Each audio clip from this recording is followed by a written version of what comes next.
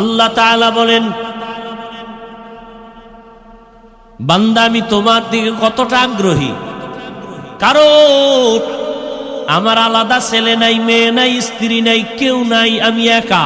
ওয়াহদাহু লা, আমি আল্লাহ এক, আমি আল্লাহর আলাদা কোনো আপন কেউ নাই। জিনেরা আমার আপন না, নূরের তৈরি ফেরেশতা আপন না, একমাত্র গুনাহ করনেওয়ালা মাটির সৃষ্টির মানুষ আমার কাছে আপন।